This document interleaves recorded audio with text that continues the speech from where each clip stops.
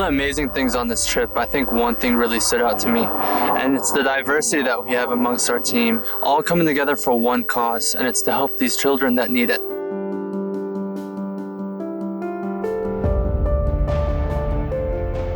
I heard about 8 shots go off in an apartment. I don't know the number. More than one girl screaming, and then there was nothing. 6 weeks ago, I cried tears of joy at my baby brother's wedding. Today we are crying tears of unimaginable pain.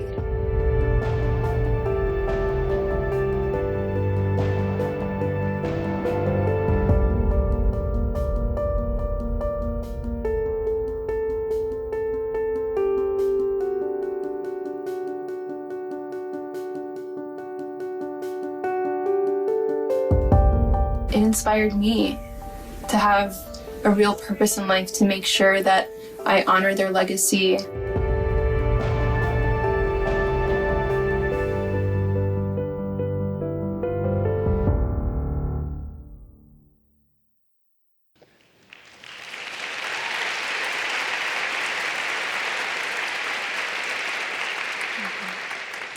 I'm Katie Tur of NBC News, host of MSNBC Live at 2 p.m. Hi, Katie. And this is Dr. Suzanne Barakat.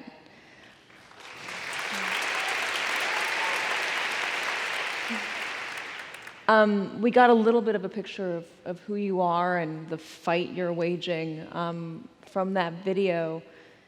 It's got to be, even 3 years later, surreal to be sitting on this stage and talking about this. Why are you continuing to fight? I think if I were to rewind to 3 years ago when everything happened, I was on call in the hospital in San Francisco, and I got a barrage of text messages with condolences, having no idea what was going on. I get on a red eye to North Carolina and learn about the execution-style murders of my baby brother, his wife, and her sister. And there wasn't even a blip about it in the local news, let alone having made it to the national platform. And we're so used to what the Muslim American narrative is like in media today that I realized that if I didn't go up there and reclaim the narrative of what actually happened and to share stories about who Deah, Yusor, and Razan were, that A, it wasn't even making it into the news, and secondly, if it did, it wasn't the story of Deah, Yusor, and Razan. Well, tell me a little bit of the story of Deah, Yusor, and Razan. Deah. I was very close to him. He's my baby brother. Born, raised, married, educated, and eventually killed within a 20-mile radius of North Carolina State's capital. A lover of basketball, extremely obsessed with basketball, particularly Steph Curry, who gave him a shout out eventually, and he has a wedding photo where he's posing after his GQ cover. They actually went and started off their honeymoon by going to an LA Lakers game, per Yusor's request and not his. He's a Warriors fan, but that was his sacrifice. And this was just 6 weeks. You know, it all happened 6 weeks after they got married. They hadn't even gotten their wedding photos back. So it was definitely traumatic receiving their album of pictures that they never got to see. Yusor was super excited. She had just graduated from NC State and got accepted into UNC Dental School to join Deah, who was a second-year dental student. I mean, it was the dream come true, right? Like, they're newlyweds, they're going to go to the same dental school. They're really excited and starting their new life together. And they're young. They're young. Deah was 23 and Yusor had just turned 21. Actually, the day after, she turned 21 the day before her wedding. I hate to go into too much of what the incident and what happened, but I think it's important to describe, because I think it's important to deal with reality. How were they killed? Who killed them? Let me preface this by saying that I have PTSD. It is traumatizing and re-triggering every single time I ever have to share this, but I think it is important to do so because it is the reality, and oftentimes we want to kind of do away with the sad, horrific facts of what happened. But so Yusor had just moved into Deah's apartment, and as they were moving in, and Yusor's mom was helping them move in, their neighbor had told them, "I don't like the way that you look," and told her, "You're not welcome here." And their next door neighbor, Craig Stephen Hicks, had harassed them on numerous occasions. And Yusor had shortly before everything happened, had shared with her father, "I don't feel comfortable, I don't feel safe. He's been harassing us." And when I was receiving a barrage of text messages sending, general condolences, I'm in the hospital on call at San Francisco General. I had no idea, you would never imagine that this kind of hatred would ever lead to lethal violence. And it took hours before the police came back to the families and actually shared what had happened. And I actually found out by getting onto the hospital computer and Googling Chapel Hill shooting. And one article pops up, 3 people shot in the back of the head and confirmed dead on the scene. And that's when I kind of flailed out of my chair and was wailing onto the hospital floor. And something in me just knew, but it took hours, actually not until I was at the kiosk desk in the airport, that they confirmed the identities of Deah, Yusor, and Razan, and I continued to faint throughout that evening. And by the time I'm landing in North Carolina, they're saying they think this is a hate crime. They have we have no idea why this could have happened. And with time, kind of facts emerged. And this happened in their apartment. They were having dinner. The neighbor came and knocked on the door and then just started firing when your brother answered. In the aftermath, you did a number of television interviews, and you got out there, despite how painful and awful that experience was. You wanted to make sure that people knew that this was a hate crime and that you were not an other, as you were afraid of being labeled.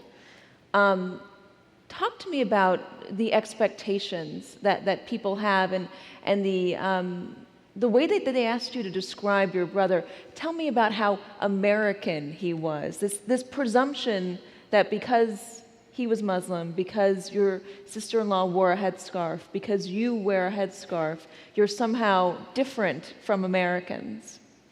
So let me actually take it a step back, because you did ask me how did the shootings happen, and I think it's important to highlight just how senseless it all was. He came and knocked on their door, and Deah opened the door and he proceeded to fire at him, and then proceeded to shoot a single shot into Yusor's hip, immobilizing her, came in from behind her, through the back of her head, and per autopsy reports, which as a physician reading on 3 family members is unbelievably difficult, lacerated her midbrain. And Razan, per even 911 calls, they were heard screaming for their lives, was on her knees in the bedroom, and he goes in with a single shot to the back of her head, execution style, murdering her. And on his way back, because it wasn't enough, he shot a final last shot into Deah's mouth, for a total of 8 shots, 2 in his chest, 2 in his head, and the rest in his extremities. And again, reading an autopsy report, lungs filled with blood, and it's just, how do you even... So that's that part. Why did I go up and speak, and how did I feel? I'll actually turn the question and ask you, why do you think that this story resonated so much, and why am I still here talking about this story? I think it resonates because of what you just heard from the crowd, that gasp, talking about how they were killed, and this feeling that nobody deserves that. And we're living, especially in this moment, and I think you would agree, in a very heightened time. People are scared, and there's a real feeling of division in this country, and the division is being exaggerated and used for political advantage. And I'll add to that, I mean, I'll ask all of you in the audience too, what is the one context we're used to seeing Muslims on television?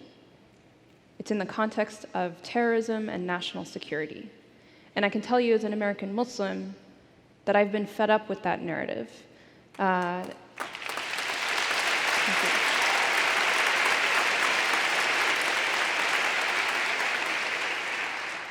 And the reason this story resonated so much with the American Muslim community is because for once, it was a story that was representing the ordinary American Muslim.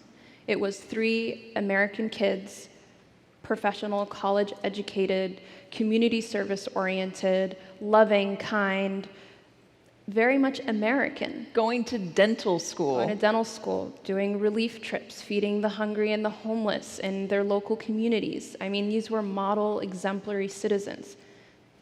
But I even was frustrated with having to qualify that they were model, exemplary citizens.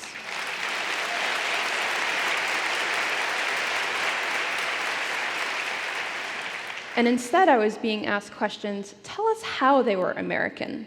Why don't you tell me the definition of American? I mean, it's like, what television shows did they like to watch? And can we resonate and relate to them because of that kind of Americanness? And to even have to share that he was, obsessed with basketball and they enjoyed like going to the Lakers game. Like that doesn't matter and it shouldn't matter, but at the same time, there's no one else on mainstream media that's actually representing what it means to be a typical American Muslim.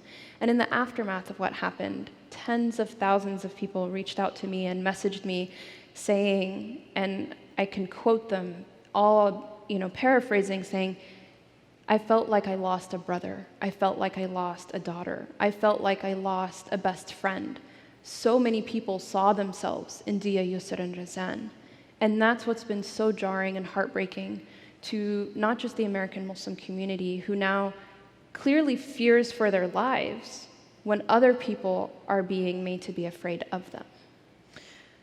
The murders happened in early 2015. At the end of 2015, Donald Trump was a candidate for president. He got on stage just outside of Charleston, South Carolina. It's December 7th, around 7 o'clock, and he says this. Take a listen.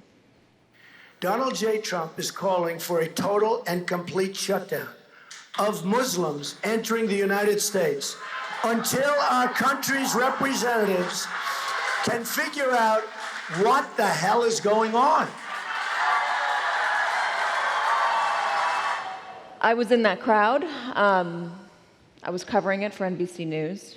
I was speaking to the folks in the crowd. Big question surrounding that moment was, did he go too far, and will Americans stand for this? And the presumption was no, Americans would never stand for this.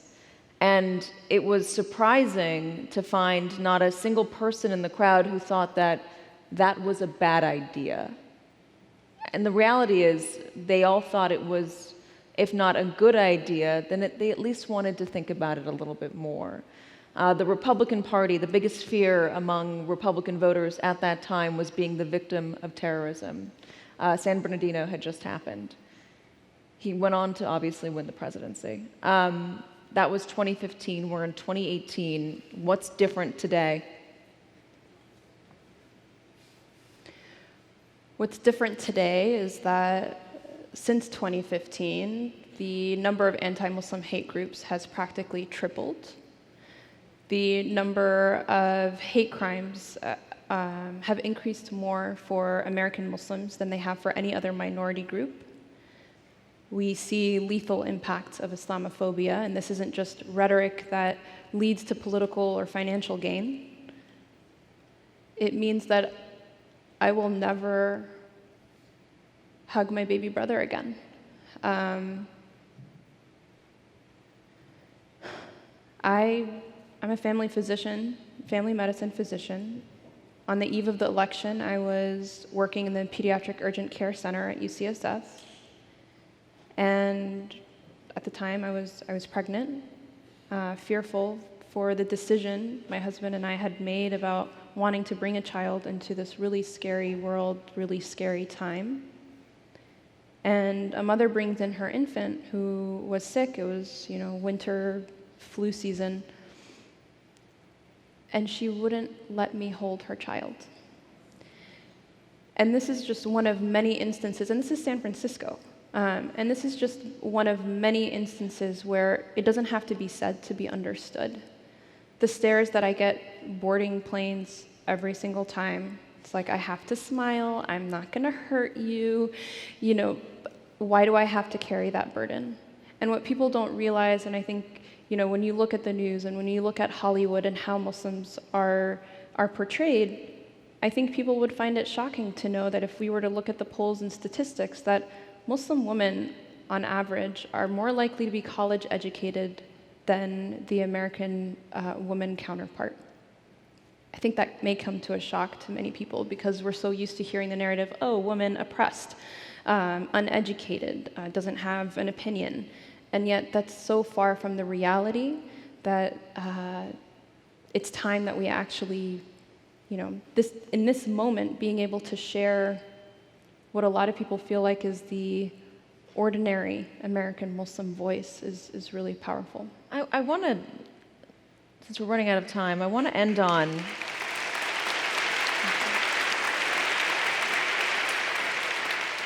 something positive. You're a doctor. You deal with patients every day, and you just told one story of a negative interaction. The other night you told me a story about a woman that you were treating, her initial reaction, and then how you dealt with it.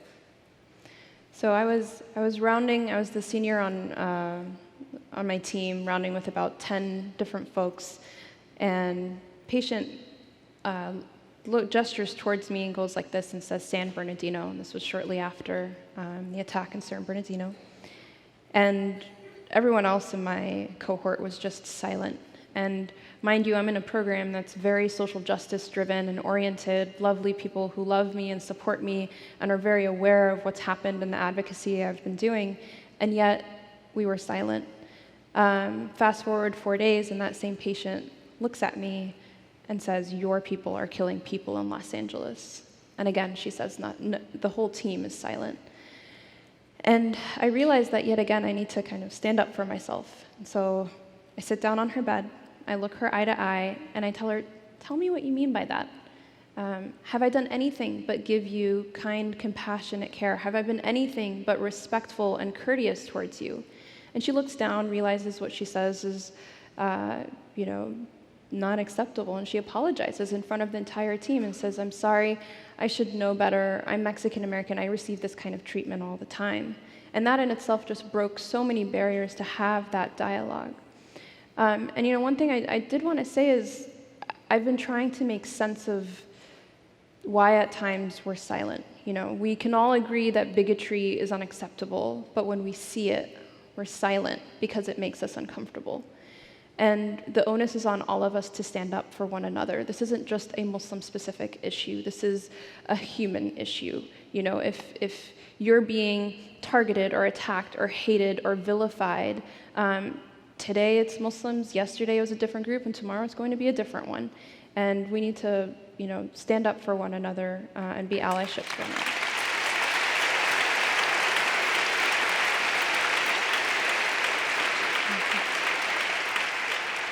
For me, the power is humanizing. For me, the power is sitting down and talking to somebody and saying, what do you mean by that? Explain what you're scared of. And having that person realize that you're not different, that your feelings get hurt, and that they can connect.